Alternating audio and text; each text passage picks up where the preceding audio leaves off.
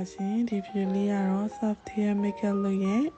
part 2 ဗီဒီယိုလေးပဲဖြစ်ပါတယ်။ဆိုရင်တော့ဂျန်နီဒီရဲ့ step လေးကိုကြည့်လိုက်ရအောင်နော်။အဲ့တော့မြတောင်ကောစလေးနဲ့မြတောင်လေးကိုညှက်ပြီးတော့ copy လိုက်ပါမယ်။ပြီးရင်တော့ mascara လေးနဲ့ထပ် copy လိုက်ပါမယ်။ဒီကတော့စောင်းလေးနဲ့သုံးမယ်မြတောင်တူလေးပါ။သူကခုံမလို့ဆိုတော့ waterline မှာကပ်ပြီးလိုက်ရမှာပဲ။ဒါပေမဲ့ကိုကတက်နေကြမှာဘူးဆိုရင်ထောက်ပြီးတော့စူတက်ပါတယ်။ပြီးရင်တော့ eyeliner လေးဆွဲပါမယ်။ဆောင်း eyeliner ဆွဲရလက်လွန်သွားလို့ concealer နဲ့ပြင်ဖြစ်လိုက်ရပါတယ်။ပြီးရင်တော့အပေါ်မျက်ခုံးမှာသုံးထားတဲ့ပထမရောင်လေးနဲ့အောက်မျက်ခမ်းတစ်ပြင်လုံးကိုဖြည့်ပေးလိုက်ပါမယ်။ဒုတိယရောင်လေးကိုတော့ waterliner နဲ့ကပ်ပြီးတော့ထည့်ပေးလိုက်ပါမယ်။အရင်ဆုံးရောင်လေးကိုတော့အနောက်သုံးဖို့တစ်ပုံမှာပဲထည့်ပေးလိုက်ပါမယ်။ waterliner လေးကိုဂျယ်လိုင်နာလေးနဲ့ဖြည့်ပေးလိုက်ပါမယ်။ပြီးရင်တော့ eyeshadow အညူရောင်လေးနဲ့ပဲ accuser လေးဖော်လိုက်ပါမယ်။ပြီးရင်တော့ဆောင်းဝါ highlighter လေးနဲ့ accuser ဆွဲထားတဲ့ဂျာလေးကိုဖြည့်ပေးလိုက်ပါမယ်။ပြီးရင်တော့ eyeliner လေးနဲ့အောက်မျက်တောင်ကိုတစ်ပင်ချင်းစီဆွဲပေးလိုက်ပါမယ်။ step အနေနဲ့ကတော့စီပြန်လေးရဲ့နားလေးတွေကို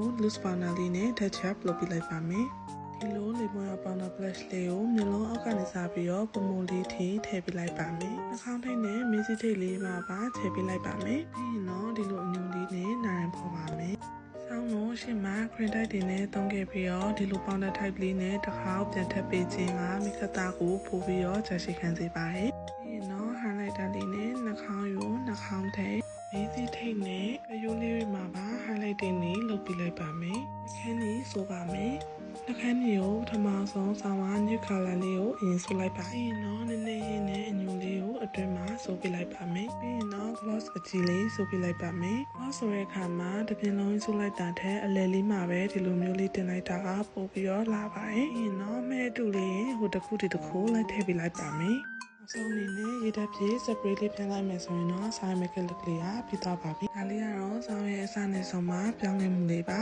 ။နဲ့ makeup နဲ့ပတ်သက်တဲ့အကြောင်းအရာတွေနဲ့ဒီလို makeup look လေးအများကြီးတင်ပေးရမှာမို့လို့ဆောင်းကို like and follow လေးလုပ်ပေးထားကြပါအောင်နော်။